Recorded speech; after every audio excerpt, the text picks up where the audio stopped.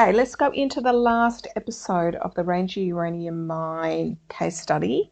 If you haven't listened to the first two, please do. We are wrapping it all up in this episode. So pit 1 has been completely mined out. We are in pit 3, which is limited. And the pre-feasibility of the Ranger 3 Deeps project is underway. 2013, and we have a tank collapse, a serious incident.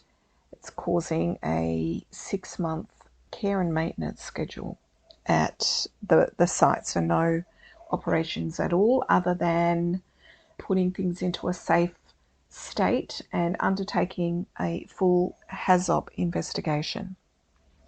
At the same time, actually just before the tank collapse, another event occurred which leads into the Ranger history, and that is the Fukushima nuclear disaster. So if you are not fully aware, there was a nuclear accident that occurred, a major nuclear accident at the Fukushima Daiichi nuclear power plant, and that's in Fukushima in Japan. This happened March 11th, 2011. And the reason for the accident was actually the earthquake and a tsunami, which ended up impacting the power operations. It resulted in an electrical grid failure, and nearly all of the power plant's backup energy sources were affected. The plant was unable to sufficiently cool the reactors, and there was a containment issue, a release of radioactive contaminants into the surrounding environment occurred. So the world was a bit shaky, you could say, after that event. Now, falling uranium prices after the Fukushima disaster made the project economics even more marginal. By 2013, ERA was seriously considering the underground project, recognising that uranium prices were unlikely to rebound soon. In 2015, after uncertainty about the feasibility, the underground mining plan was permanently scrapped. We did not move into the feasibility stage of the project, not just because of price, but also the impact of community pressure due to the leach tank collapse. There was a large resistance felt from the community, fear for impact to the area. So without any new reserves, rehabilitation of the Ranger site began. And in January 2021, the last stockpiled ore was processed and the final shipment of uranium concentrate departed Ranger.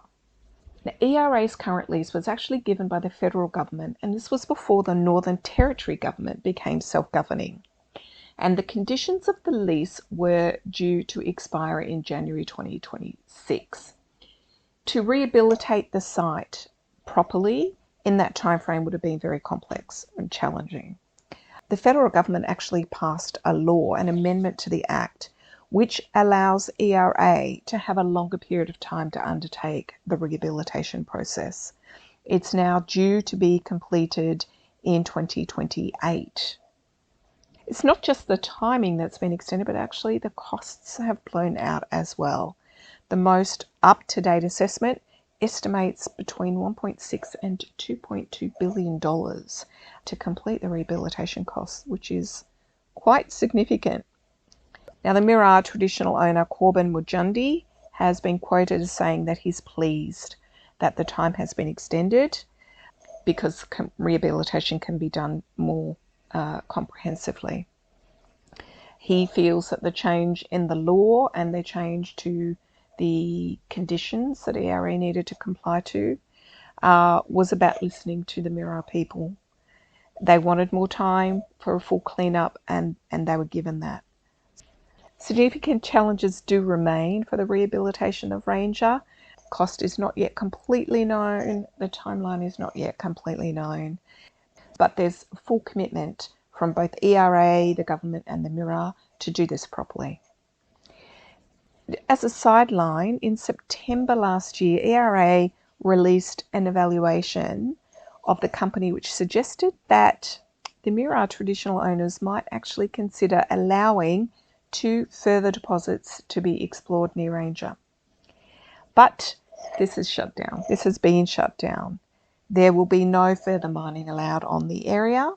There will only be rehabilitation activities, and the amendments to the Act that allowed an extension for rehabilitation activities is very clear that there will be no further mining activities on the Ranger project area at all.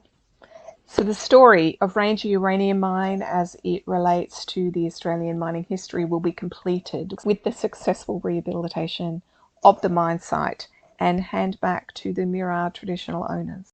I hope you enjoyed the look inside one of Australia's iconic mining operations. And don't forget, if you would like to join us in our speaking programs so that you can chat with everyone, practice your English, improve your fluency, you know where I am. Reach out and join us. We would love to have you. And if joining is not for you yet, then don't forget to subscribe so that you get updates for all of my monthly speaking program podcasts.